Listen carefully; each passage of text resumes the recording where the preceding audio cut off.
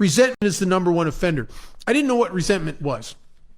I thought it was anger because it kind of looks like anger, but it's not really anger. It comes from a Latin word, resentire, meaning to resensitize, to refeel, to replay. I don't know if you guys have, I don't watch much, you guys have football and soccer here. I think it's a little different than we have it in the States, but it may be viewed on TV the same. Do you guys have the instant replays? Right, okay, we got that.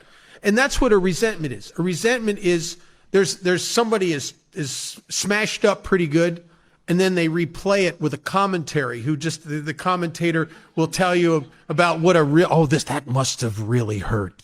You know, I mean, he'll say those things, and what's it? You zoom the camera on the guy's leg getting snapped, and you kind of fade out the other stuff till you just really get it right. Oh my God, look at that! Oh, and that's what a resentment is. I replay this stuff in my mind, but I replay it with the mind of a chronic alcoholic, a mind that is ego-driven and self-serving, and wants to be right and wants them to be wrong.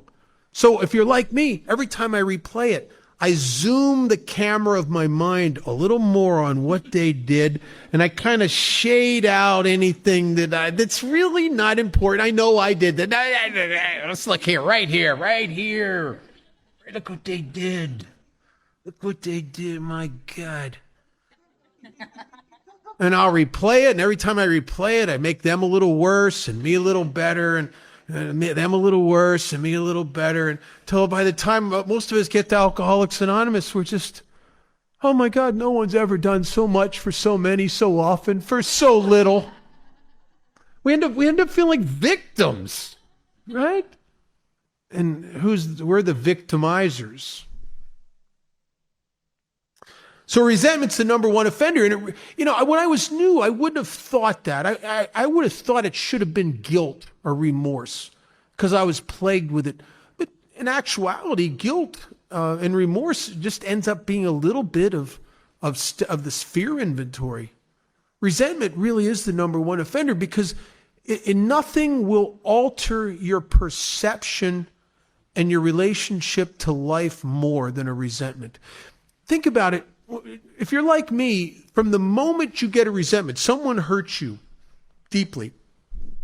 From the moment they hurt you, did you ever notice how there's this shift in your perception? From that moment on, they can't do anything right, can they? They can't. It's like, what happened? It's as if these are always, all the time, 24/7 bad people. Now, well, nobody's like that. I mean, we're silly in the way we in our perceptions, kind of silly, isn't it? But yet, from the moment you hurt me, you'll never do anything right again. I will only be able to observe what you do wrong. And I'll keep score. Oh, I'll keep a little book. And I'll just watch you. I'll watch you closely sometimes because I need more evidence. I need more in the book here. Right? I'll just build these cases on you because I want to be right. And then maybe years later, what if maybe you get sober before I do and you come make an amends to me, or maybe you do something nice and altruistic and giving. What's the ego say? It goes, don't trust them, they're just showing off. Because my ego wants to be right about you. It doesn't care if I'm alone, if I'm miserable. It doesn't care. It just wants it wants to be right.